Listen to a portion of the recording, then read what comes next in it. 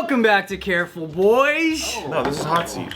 Well, isn't Hot Seat a segment of Careful Boys? This isn't how Hot Seat gets open, dude. Everyone knows how Hot Seat gets open. How does it get open? Open yourself on it. You hot yourself. Welcome to Hot Seat, the show with the hottest seat and the hottest questions. Oh, that's right. I forgot about the redundancy thing. Okay. Welcome to Hot Seat, the show with the hottest seat and the hottest questions. Here is our Hot Seat guest today, Steve Greene. Thank you. Who's usually a host. So the Hot Seat's a show where we like to try to, we get someone in the hot seat and we like to turn up the heat. All right, and to start off the cold questions, Bart, hit it. You used to be a San Diego man, correct? Yes. So out of all the beaches, are you more of a white sand kind of guy or a black sand? I'm a white sand kind of guy, yeah. Good. Good starter That was question. a correct answer. You know why? Why? Because it's fucking beautiful. I love the texture as well. Have you ever been on a white sand beach and then you got like the turquoise ocean and you're at like the Bahamas or some shit? What's your favorite beach in the world? Any Corona commercial beach? 100%. So not even the ones you've been to? Yeah. Just the I'm ones. chasing the dragon, the dude. fictional I'm ones? chasing the fucking dream, honestly. But yeah, so far I would say Bahamas. Are you a tropical dude or more like a forest dude? Tropical dude. Is that your favorite climate? Do I look like a forest dude to you? Kinda. You've known me for a long time. Am I a forest? You look more like an indoor dude. Thank you. That's true. So I'm a tropical guy. An indoor tropical guy. No, I'm a resort guy, bro. I'm a fucking white trash resort person. Mai Tais kind of guy. I'm like, guy? oh, I've been to, where have I been? Up to Bali, say. Yeah. Oh yeah, I've experienced Bali, the resort, bitch. I don't want to go to fucking. It was like, oh yeah, I don't know, cause I want to go with the locals. Like if Casey was here, she'd be like, I don't go to like the local spots, and I'm like, fucking whatever. Fucking what? Take me to the fucking 5-star resort, and I'm never All-inclusive. leaving. Yeah. Take me to where they speak English in Indonesia, motherfucker. That's it. Can I get a hamburger here? How did you get so into crypto? So into crypto,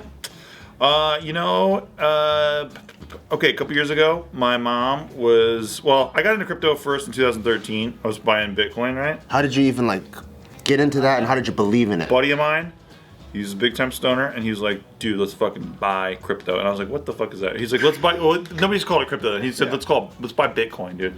Is he a Bitcoin millionaire now? No. Oh, okay. He didn't go ham. Oh, Yeah, he bought once, and then he sold it like when it doubled or whatever. And then he was like, fuck yeah. Which makes sense at the time. At the time, yeah. Makes sense. But yeah, it was like we were buying it $1,000. Yeah. So then it went to 2,000, and he's like, "Fuck yeah, motherfucker!" See you later. Yeah, but that You know how much Bitcoin he had? he had one. We both bought one together. Oh, I thought he had 300 of them or something. No. We both bought one. I bought 1.2 or whatever the fuck I bought. Yeah. And then it immediately went down. It went like I'm telling you, I bought the exact top. And it went down like the next fucking day, and then it went to $125 each, and I was like, "Damn, we got fucking wrecked." But I had done enough reading on it by that point, because I just got into it, and I bought it first, and then I started reading about it after, and then I was like, "Oh, I actually think that this is dope. I think that there's a use for all this shit." Like, and I read the Satoshi white paper, so then I was like, "Oh fuck, this is like a movement." So I held it. I never sold it. And you were doing this during when you were really active in YouTube and comedy? Oh yeah, it was 2013, so I was doing like trolling like every fucking week. I was writing at Maker Studios like every day, so yeah, I was all the way in. So I didn't really have time to really research crypto yet. And then when my channel got demonetized, I was like, what the fuck am I gonna do, bro? When was that? It was like 2015. You were already with us around that time, right? We were making content here. I had I think 2016 is when I came in this room. Maybe it was late 2015. Because I think I remember when you were like, fuck, they won't get my channel back, and then you kept... I kept going back and forth with them, like pushing back and Was stuff. there a specific video that got your channel demonetized? They said there's like 62 of them that got my channel demonetized. Yeah. But what is it? Does it mean your channel you can post, but you can't get ads on it? If I want to have my channel back and monetize it again, I have to remove 60-something videos, and I refuse. You can access it. Something video. Yeah, I can access it, yeah. I have control of my channel. Okay, but then they just won't put any ads on it. That's exactly it. Were you spreading misinformation about COVID back in 2015? I was, yeah, I was. That's exactly what I was doing. No, I was creating material that they found that people could jerk off to. That's what they said. Oh, the sex in public one? No, it's just my face, dude. Oh, it's too sexy. Just your thumbnail. Yeah, that's it. Can I ask, at your peak when you were monetizing off of your YouTube videos, how much you were making? I was doing like 5,000 a month or something like that. At the peak? Yeah, at the peak. You yeah. were getting millions of views. Oh, Hey. dude, yeah, but bro, my stuff was very not. You know, that's not where the money is, right? And Even with millions of views like that? the amount that I got was split with Maker, right? So like, yeah, my channel was probably getting like 15, 20,000, but like after my production costs and stuff, and when I was, Oh, I see. I see. that's what I took. okay. Yeah. So I was probably doing like, I think my channel was doing like 20,000. That makes sense. Yeah. Damn. Yeah, it was cool. That was your take home. But I put it all back into the show, like all the time. I kept putting it all back into the show. So what were you living on? You just like scraps and then you put the money right back in? That stuff, but I was also hired as a writer at Maker at the time, and that's where I met Timmy and everybody, and Yeah. we were all doing videos together back then too. So I would write for like a lot of their talent that were in the building. A lot of them got the air quotes, but then I would write for a lot of people that I liked as well. So it was really cool.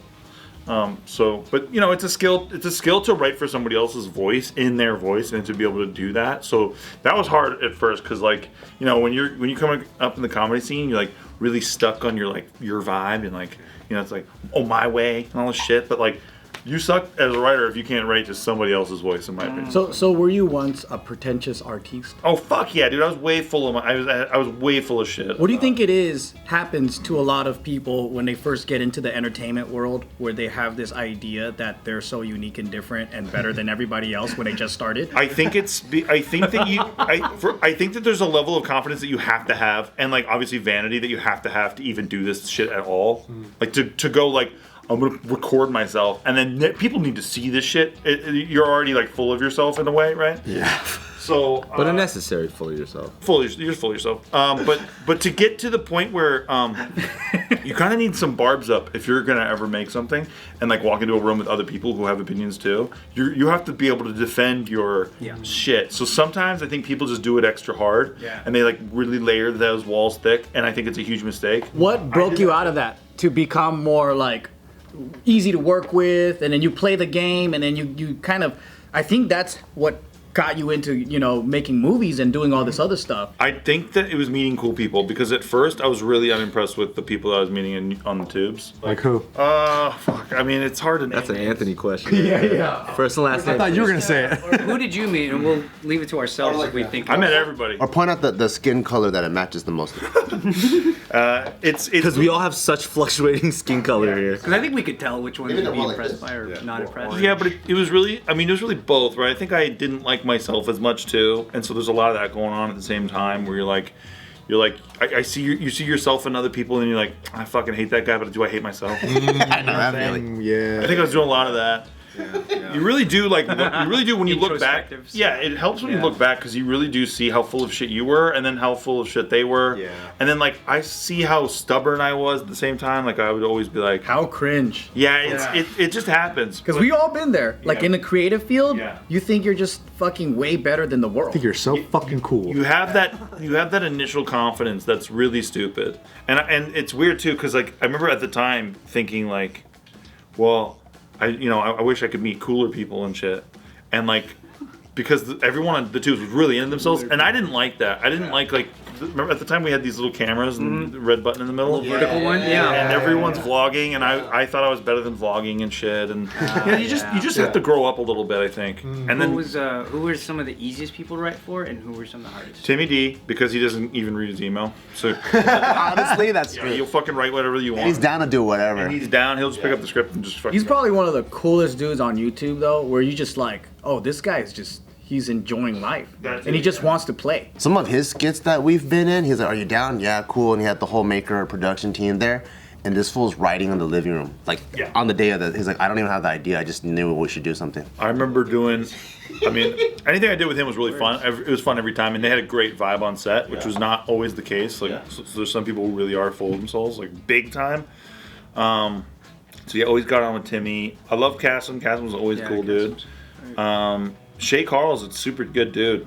You know, loves hot women. I'm kidding. No, good dude, really good dude. I still talk to Shay sometimes. He's a good guy. But yeah, I mean, all those guys, like especially in Maker, like the core people who like founded the place, they were always really cool. Every one of them was really cool. Today's video is brought to you by Upstart! Nothing is more discouraging than paying toward your credit card, but barely making a dent in your debt. That's why Upstart is here to help you pay off your debt quickly so you can get ahead. Upstart is the fast and easy way to pay off your debt with a personal loan all online. Whether you're paying off credit cards or consolidating high interest debt or funding personal expenses, over 500,000 people have used Upstart to get one fixed monthly payment. Upstart knows you're more than just your credit score and is expanding access to affordable credit. Unlike other lenders, Upstart uses your income and current employment to help you find a smarter rate for your loan. With a 5-minute rate check, you can see your rate up front for loans of $1,000 to up to $50,000 and receive your funds as fast as 1 business day after being accepted for your loan. So find out how Upstart can lower your monthly payments today by going to upstart.com/offtherecord. That's upstart.com/offtherecord, and don't forget to use the URL so they know that we sent you. Loan amounts will be determined by your credit, your income, and other certain information that you put on your application. Make sure you go to upstart.com/offtherecord. What was like the hardest or toughest moment in your YouTube career? So there was a video I did it was like one of my Bang Bus prank videos, right? And there was a guy who, so what we used to do was we would have people sign a release, like before they get in the bus. So like, it's like, hey, you're about to shoot porn with these chicks, we need you to sign this release. And so this one guy, he thought he was gonna get to fuck like these 2 porn stars, and he signs his release, and then we get him in the van and we do the whole bit, and like these 2 guys get in and he's like fucking mortified and shit. And then afterwards, he leaves, right? Everything's cool, he leaves, he's like, I got, fuck, I didn't know, and all this shit. And then I'm going with the porn stars to go get other guys to the van, and my producer at the time, the guy comes back and he asks for his release back, and my producer at the time hands it to him. Oh no! And so because he did that, when we put the video out, we're like, you know what? We can fog his face out. We had to talk to the Maker lawyers and shit, and like, okay, if you fog his face out, you'll be fine because nobody can recognize him and shit.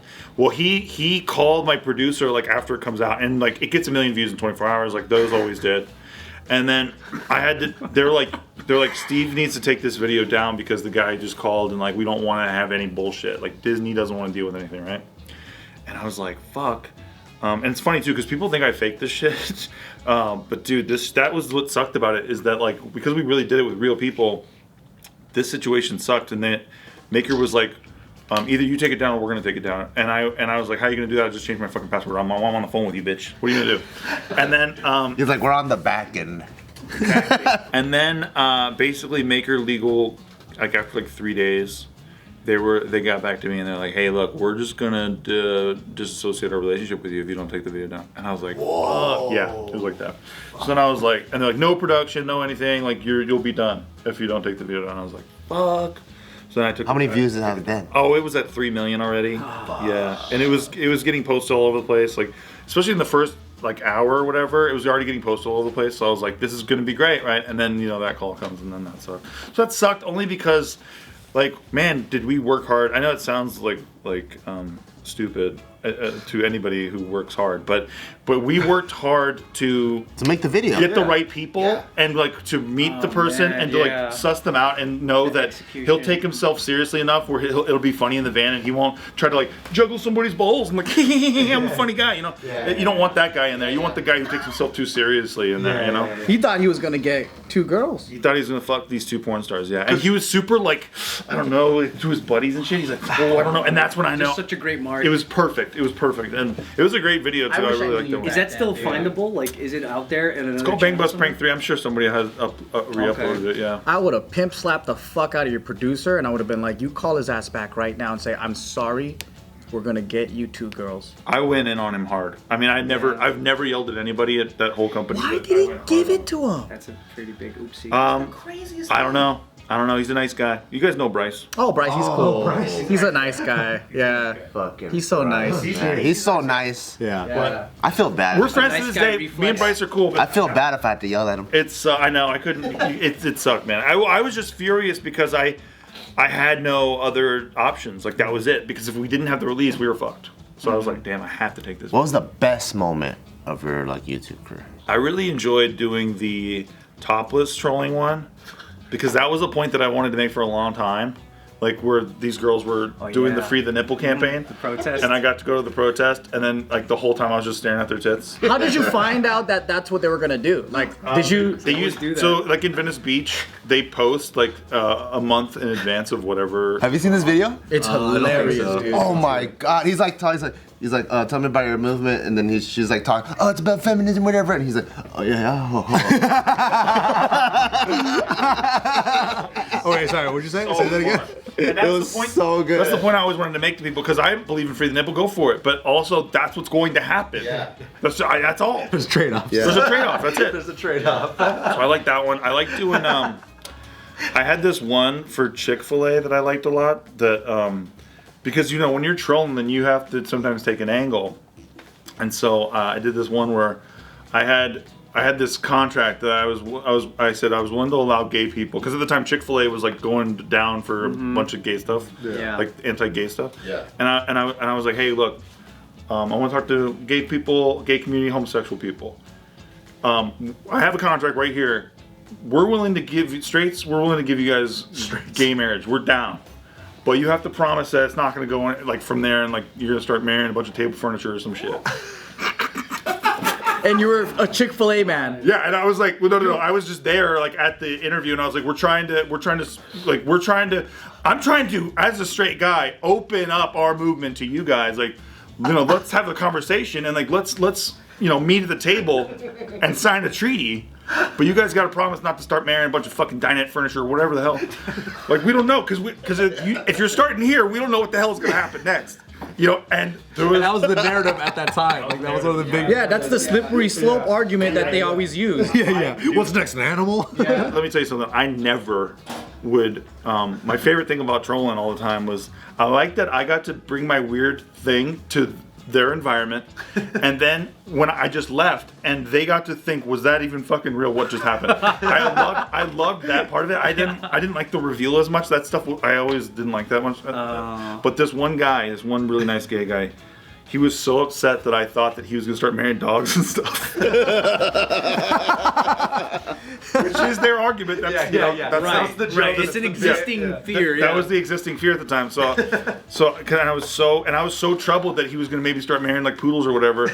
That I'm so troubled. Personally troubled. he was like shaken by that interaction. Like afterward, he's just so fucking hyped up and shit, and like fucking just like angry. And I was like, hey man, I'm on the same team, bro. I'm on the same team. I'm for your movement. This is just I'm pointing out what the other side is saying. And he was just like, oh my god. That's the best. He was so relieved. He was so relieved. His stereotype was playing, and he thought that you were really one of them. Really one of them, and I think that he thought he's like, how are we ever gonna get through it? It's hopeless. This is what we're up against? How the fuck is this ever gonna work out? That's the disbelief. Yeah, he's like, we'll have to live on a different island or something. He was just happy that you weren't the adversary. Yeah. But that's pretty rare of you to like reveal like that, huh? Yeah, I didn't never really Yeah. do that, but yeah, a couple times I would because yeah. Did you do that for Westboro Baptist? You never revealed. Right? No, I just pissed those guys off. In fact, Steve, the main guy at Westboro, I didn't know he was like the main guy, but he was there, and so I was like, hey man, like, how I got him to do the interview because I was wearing American flag tag and shit, American flag tie, and I was like, hey man, you know, nobody ever actually just has a conversation with you guys, tries to understand your point of view. That's all I want to do. And he's like, okay, all right, whatever. You know, as long as you're not gonna do some shit. And I was like, no. He's like, your microphone's not gonna squirt anything on me, are you? And I'm like, no, you're good. And he probably liked that shit, you know. But so then I was like, okay, cool. Tell me about like what is in the Bible that makes you believe this? And he's like, well, in Leviticus 10:12 it says, man shall not lay with another man. And what do you think about that? And I was like, I think he just wanted them to do it standing up. This guy was just like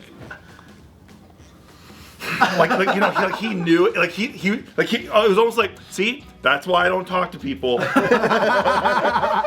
You played it so cool. Forever. Yeah. He's like, I swore I would never fucking do this. This is why I don't do fucking interviews.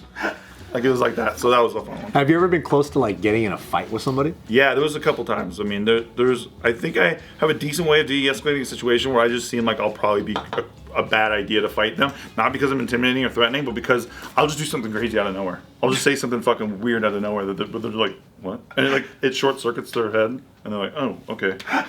Like I'm gonna turn it up for the last part. All right. So you're obviously hella passionate when you talk about this. It's like, man, it seems like these were the some of the best times of your life. How did that feel when it all fucking got taken from you? It hurt, man. It hurt. I'd tell you, it took probably 2 years for me to get over it. Like I don't think I'm still completely over it because I love doing all that stuff. Wow. But it just doesn't make sense to do it now because of the culture's changed. Well, it's really just I think it'd be great to do it now, if anything, because of how seriously everyone takes themselves. Because the culture changed. Yeah, but and you know, I can't say I saw it coming like this. Like the way everyone takes themselves so seriously now is like fucking wild. But that was always what my thing was. It's like, don't take yourself too fucking seriously. And you know, anytime I catch myself, because we all do it, we're all human beings. Anytime I catch myself taking myself too seriously, I'm always like, wait a minute, like that's not who we want to be. So it's something you got to remind yourself constantly. But yeah, I definitely was, I would say, depressed for like a good 2 years afterward. Thankfully, I found this place. This place really saved me in that time because I didn't feel like I had anywhere to go to be myself. And that's why I love this fucking room. So I love you guys. So. Cool, man. Yeah. Love you. If you had to fuck a dude. No,